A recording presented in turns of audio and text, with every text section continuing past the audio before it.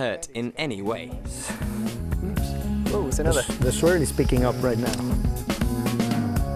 The lights from our cameras seemed to be attracting the bats towards us. Suddenly, thousands of bats were coming directly at us and the waiting mist nets. Whoa! Whoa! Oh, he's inside my shirt! Whoa, whoa, whoa! Almost down my trousers! This is absolutely insane. There were bats everywhere. Things were getting out of control. The only thing to do was wait and hope that the bat attack would slow down. Well, the initial chaos seems to have calmed... No, it hasn't. The initial chaos hasn't calmed down at all because I'm getting completely plastered by them yet again. You see, they just come absolutely flying in here. They really like the light, and they can actually fly up to 75 miles an hour. So next time that you're zooming down the motorway, think of me and these bats flying at 75 miles an hour at me. Most of these seem to be approximately the same size, but we're yet to find our licking bat. And to be honest, that doesn't concern me too much at the moment because there's one going up my shirt. Well, there's still bats coming in from left, right and centre. I keep getting whacked on the back as I come down. But it seems that Rodrigo has come up with the goods because here is our pollen-eating bat. And to be honest, he looks rather more friendly than the characters we've met so far. As you can see, one mask. Never again in your life will you see a mask being put on in the middle of the jungle, probably 100 miles from the nearest coastline. I feel completely stupid. However, all in the name of completing a challenge. Right.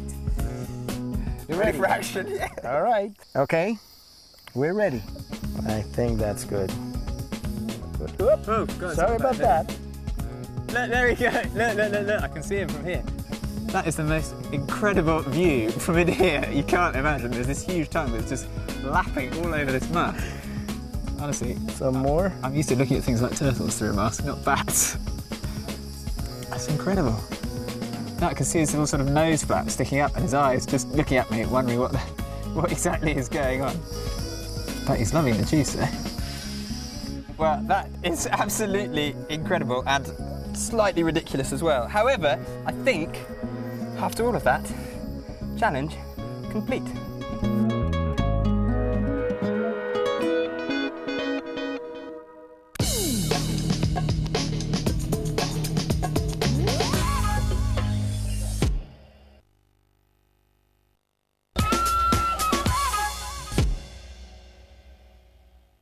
Michaela's challenge is truly a sight to behold. Stumbling around in the dark looking for deadly animals is always dangerous, but as this challenge proves, things are not always as they first appear.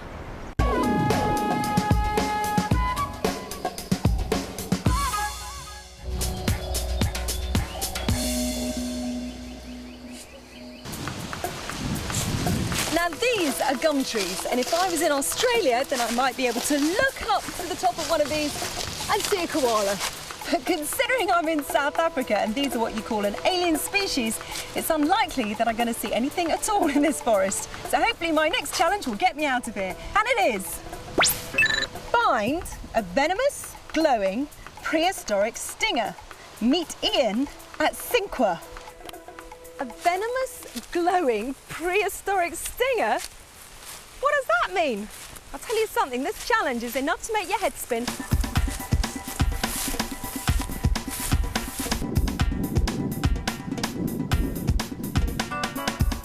Well, I found myself a map, which is a jolly good job because looking at this landscape, there's not too many things to help me.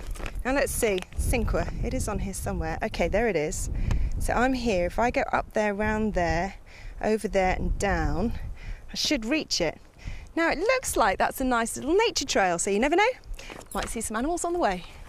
Now which way is it to start? I think it's that way. I think.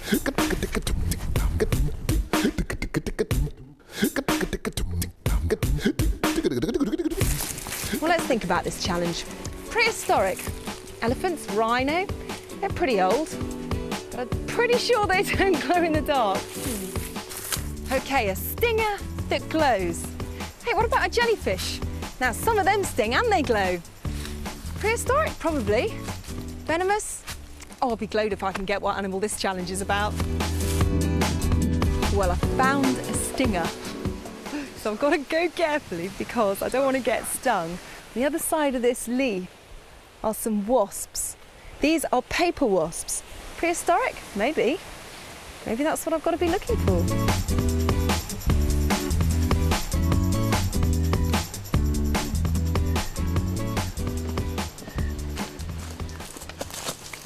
I know I've already seen one stinger, but this is something you don't see every day. It's another wasp. And I don't know if you can see, but it's very involved with a spider. Now what it's done is it stung the spider and paralysed it permanently. And then you see where it is now, right by its burrow. It's going to drag that spider back to that burrow and lay an egg in it. In about a week or two, that egg will hatch and then eat the spider from the inside while the spider's still alive. That is the stuff horror stories are made of. That is an amazing thing to see, though. I don't think it's going to help me with my challenge. In fact, it's just going to delay me getting to Ian.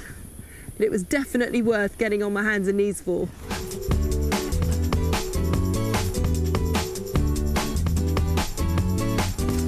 Now this looks like it could be the man I'm looking for. Are you by any chance Ian?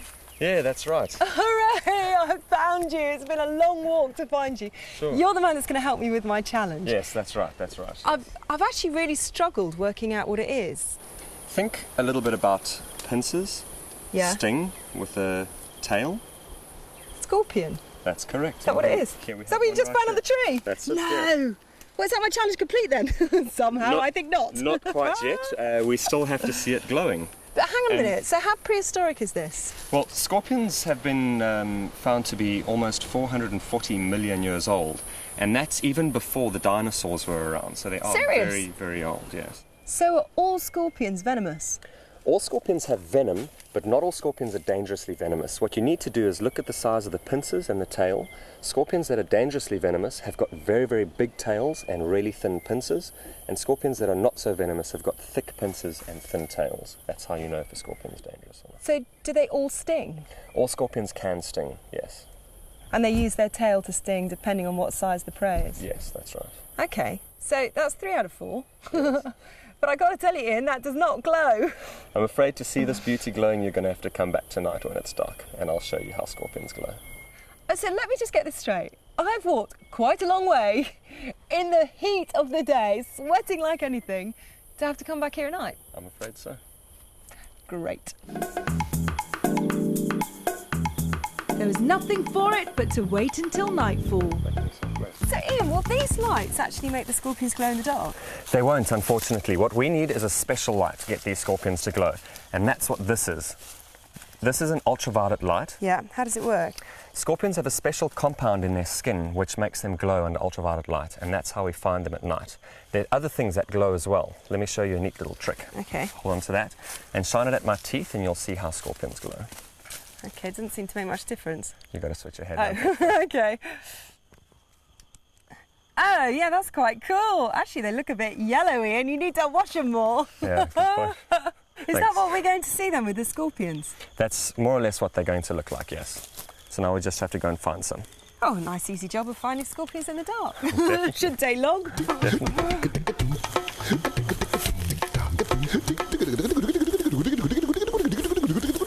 So Ian, where's the best place to look?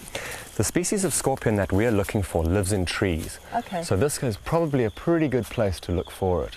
If you just look along the branches like this, you might see one somewhere. Do you find them pretty easily? Sometimes it's a bit more difficult. Oh, hang on, here we go. Oh, that is a fantastic scorpion. It's huge. Beautiful, huh? Okay, so let me see. It's got big pincers. Yes. And a small tail. Yes. So that means it's not that venomous. That's correct, yes. Would it sting though? It will sting. If it was to sting you, it would just feel like a bee sting though, that's all. So prehistoric, 400 million years. 440. Oh, it's 440? Yeah. 440 million years. Yes. Venomous. Yes. Although not to us. It's a stinger. Yes. We better test it glowing, hadn't we? We've got to do that. Okay. Should we give So it a try? head torches off. Switch your headlamp off. And let's have a look under the UV light. Whoa!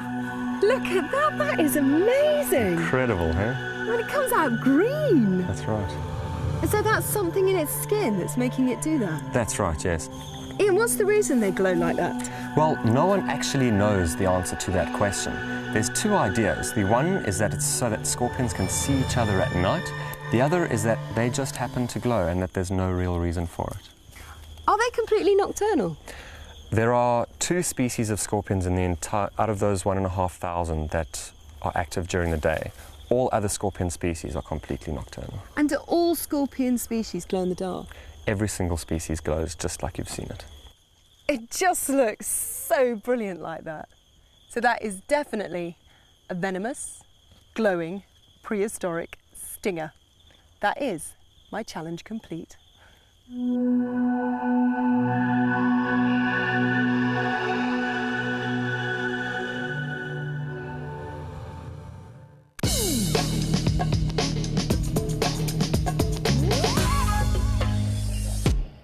And for our final challenge this week, Ellie gets to travel halfway around the world to get to grips with an animal you can only find down under the waves.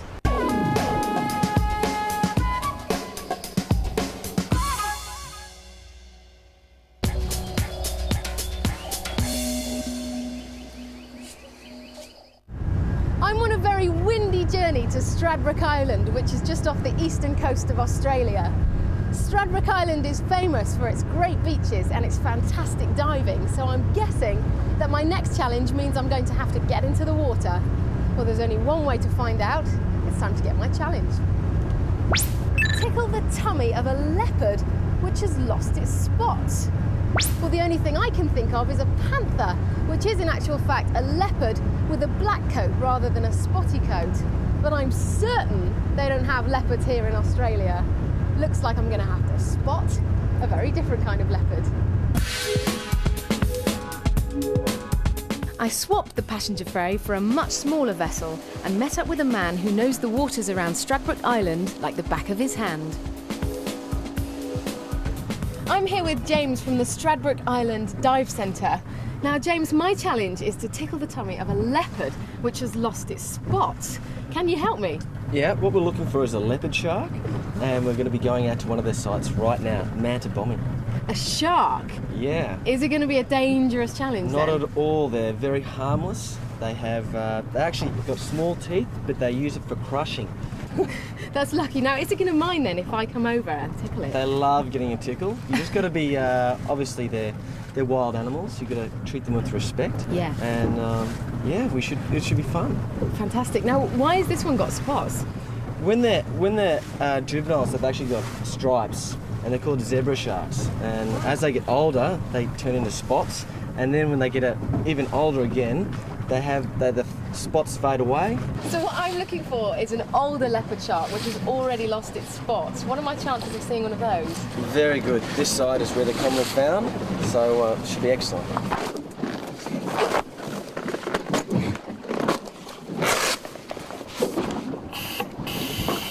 Right, let's go diving.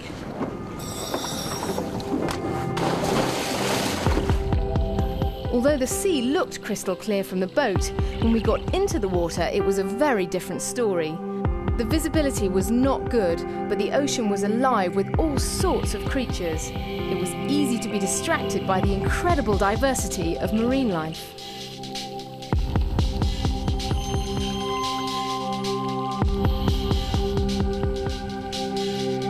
This turtle seemed to be having an afternoon nap, but was soon on his way to the surface for air. Just as I was giving up hope, I saw a spotty-looking shark sitting on the seabed. This extraordinary-looking animal was not a leopard shark, but was in fact a wobbegong or carpet shark. They are named carpet sharks because of the way they sit motionless on the seafloor, waiting to ambush their prey. I decided to get in a bit of shark tickling practice, and luckily, the wobbegong didn't mind too much.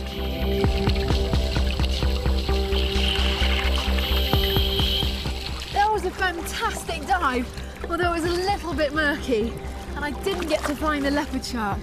I did stroke another type of shark though. It was a wobbegong, and I've just got one more dive to try and find my leopard.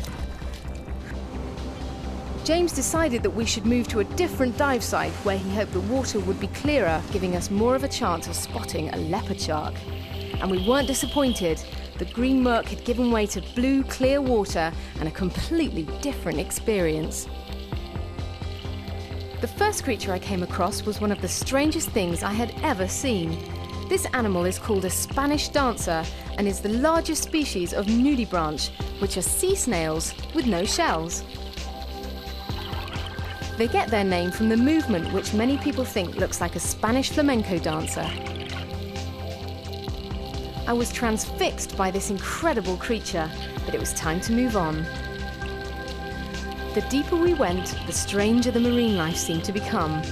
This starfish looked like it should have been in the army. Just as my air was running low, I spotted a shark, and the unmistakable pattern told me it just had to be a leopard shark. I couldn't help but be amazed by the similarity of this shark's markings to that of a real leopard. As I edged closer, I began to feel a little nervous, but the shark seemed calm, so I went in to give his tummy a tickle. His skin had a strange bobbly texture, almost like the skin of an orange. The shark, however, obviously didn't like my tickling technique and decided to head off into the blue.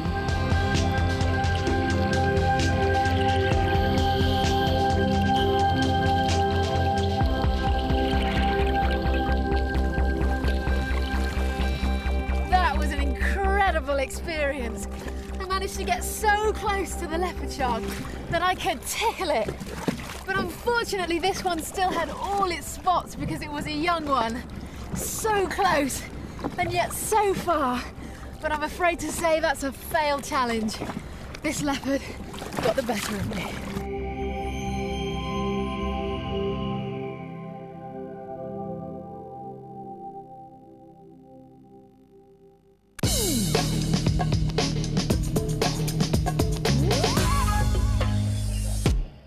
Ellie, that's our first failure. I mean, don't get me wrong, those sharks were cool, but they still had their spots, so you definitely failed on a technicality. I feel very hard done by on my challenge. I mean, bats are nothing compared to 8-foot sharks, Jamie. Oh, but one 8-foot shark and, let me see, 1 million bats. I mean, you can't make these excuses, Ellie. You just have to push yourself to the limit and then that little bit further. Do you know, I can't believe it. It's the second programme and you two are just so competitive. You're going to drive me batty. We'll see you next time. Bye.